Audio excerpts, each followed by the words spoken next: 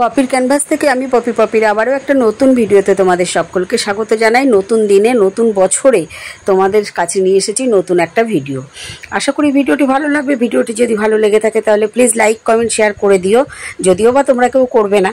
তো ঠাকুরের আজকে নতুন বছরের প্রথম দিন, ঠাকুরকে দিয়েই আজকের ভিডিওটা শুরু করলাম। মেয়ের ইচ্ছে হয়েছে আজকে ভাজা ছানার তরকারি খাবে। তো ভাজা ছানা তরকারি খেতে গেলে তো চলো রান্নাঘরে যাওয়া যাক। যেমন ইচ্ছে তেমন কাজ।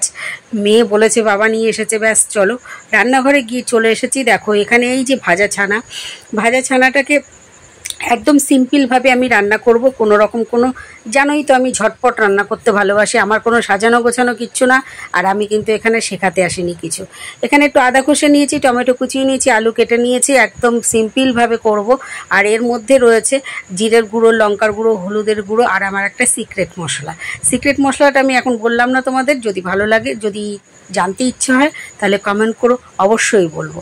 এখানে দিয়ে দিয়েছি জিরে, তেজপাতা ফোড়ন। যদিও বা এই তেজপাতা জিরেটা পরে দিলে হতো, তা আমি দিয়ে দিলাম। দিয়ে আলুগুলোকে আমি ভেজে নেবো। আলুগুলোকে একটু বড় বড় করে কেটেছি। বললাম যে আজকে আমি একদম সিম্পল করে করব, আমার কোনো সাজানো গোছানো নেই, বেশি কোনো কিছু করব না, একদম হালকার ওপরে সব কিছু আন্দাজ মতন দিয়ে দিলাম। ওই যে বললাম আমি শেখাতে আসিনি, তোমরা সকলেই জানো আমি আমার মতন করে আমি আমার সংসারে কিভাবে করি সেটাই তোমাদেরকে একটু দেখাতে এসেছি।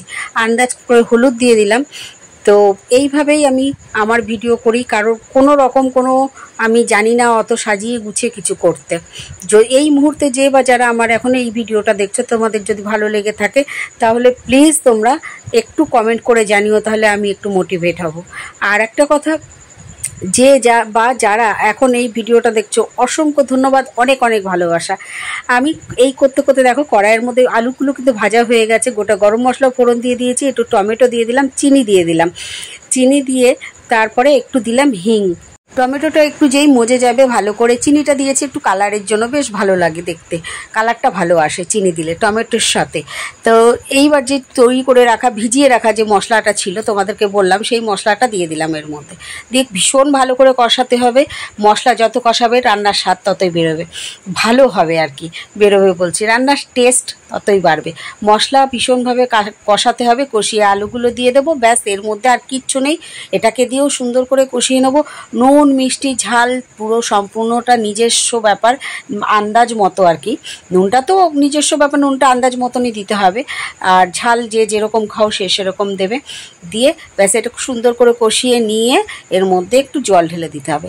আর আমি এখানে জলটা একটু বেশি ব্যবহার করব, কারণ হচ্ছে এই ভাজা ছানাগুলো না জলটা টেনে নেবে, সেই কারণে আমি একটু জলটা বেশি দিলাম এর মধ্যে। এই যে ছানাগুলো দেখছো তুমি, এগুলো দেখতে পাচ্ছ তো কত ছোট আছে। যেই এগুলোকে আমি ঝোলের মধ্যে ছাড়বো, ঝোলের মধ্যে ছাড়লে পারে এগুলো ডবল হয়ে যাবে, ঝোলটা পুরোটা টেনে নেবে। আর এই ইয়েগুলো ছানার ভাজাগুলো বেশ বড় বড় হয়ে যাবে।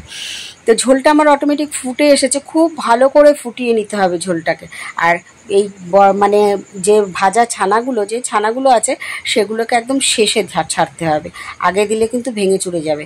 একদম আমার ঝোল ফুটে একদম রেডি হয়ে গেছে। এরপরে আমি এগুলোকে ছেড়ে দিলাম, দিয়ে এটাকে আমি ব্যাস হয়ে গেছে। এবার একটু ঘি দেবো, গরম মশলা দেবো, ব্যাস নামিয়ে নেবো। হয়ে গেল আমার এই রান্নাটা। তোমাদের ভিডিওটা কেমন লাগলো বলো? আশা করি ভালো লাগবে ভিডিওটা। যদি ভালো লেগে থাকে তোমরা আমার পাশে থেকো। আর ফাইনাল লুকটা হচ্ছে এই। এবার আমি এটাকে ঢাকা দেবো। ঢাকা দিলে এই ছানাগুলো অনেকটা বড় হয়ে যাবে আর ঝোল একটুও থাকবে না।